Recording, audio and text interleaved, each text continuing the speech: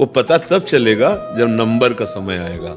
ऐसे ही तुम्हें मनुष्य शरीर दिया गया, छूट दी, करो पुण्य ही पुण्य करो, आप करो, आप भजन करो, आपको छूट दी गई है आपका। लेकिन उस समय की बात याद रखो जब जांच होगी तो एक एक सेकंड का हिसाब तुम्हारे पूरे जीवन का है। 5 सेकंड भी ऐसे नहीं जिनको तुम छुपा सको।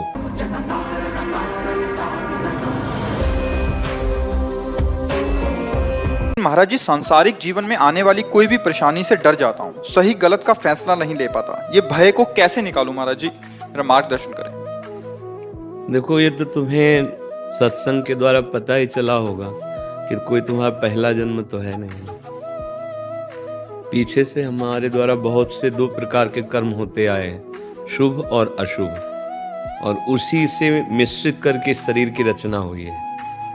अगर केवल शुभ कर्म हो तो देव शरीर प्राप्त होता है, केवल अशुभ कर्म हो तो नरक की यातना भोगने वाला यातना देह प्राप्त होता है। अधिक पाप हो जाए, पुण्य कम, तो तिर्यक योनियों में जिसका सम बराबर होता है, पुण्य और पाप मिश्रित, उसे मानव देह मिलती है। एक सिद्धांत है, एक क्रम है। तो अभी हमारे इसी जन्म में ऐसी गलतियां हो गई हैं जिनका आपने कोई प्रायश्चित नहीं किया। उनके लिए हमने कोई व्रत, उपवास, नियम या उनके नष्ट करने वाली कोई भी हमने क्रिया नहीं की। तो सुरक्षित रखे ना, तो अब चाहे जितना आप अच्छा करो, आपको भयभीत करते रहेंगे वो, क्योंकि रखा दुश्मन बैठा हुआ है। जब तक उसका नाश नहीं होगा तब तक वो काल्पनिक भय आपके अंदर पैदा करता रहेगा, और जहां उसका नंबर आया आपको दंड देने का, फिर काल्पनिक भय नहीं रहेगा, फिर वास्तविक वो तुमको दंड देगा। इसीलिए कहा जाता है शीघ्रातिशीघ्र पाप का मार्जन कर डालो, नहीं वो बढ़ेगा और जब आएगा तो फिर सताएगा, कष्ट देगा।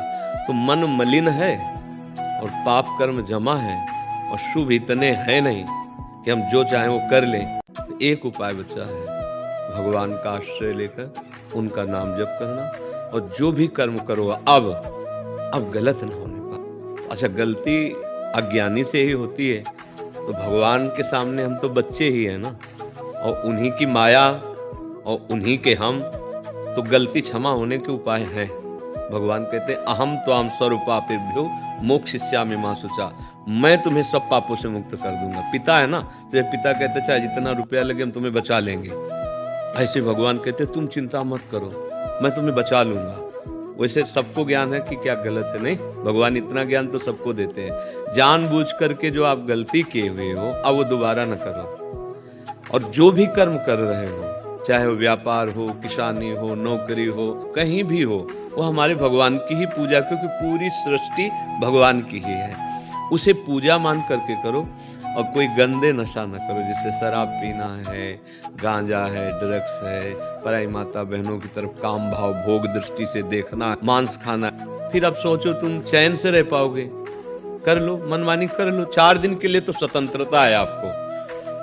कॉपी आपके हाथ में दे दी गई, पेन आपके हाथ में दे दिया गया, प्रश्न रख दिया गया है, लिखो या ना लिखो।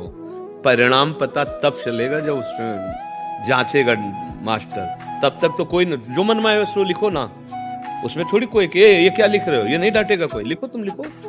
वो पता तब चलेगा जब नंबर का समय आएगा। ऐसे ही तुम्हें मनुष्य शरीर दिया गया, छूट, लेकिन उस समय की बात याद रखो जब जांच होगी। 5 सेकंड भी ऐसे नहीं जिनको तुम छुपा सको।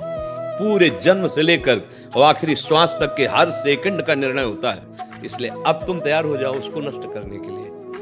वह है भगवान का नाम और भगवान का आश्रय। हरि आश्रय लेकर नाम जप करते हुए अब अच्छे कर्म में उतर जाओ, तो वो पूर्व के कर्म नष्ट हो जाएंगे, और जो हमारा विधान रच गया है भोगने का, उसको भोगने की सामर्थ्य मिल जाएगी।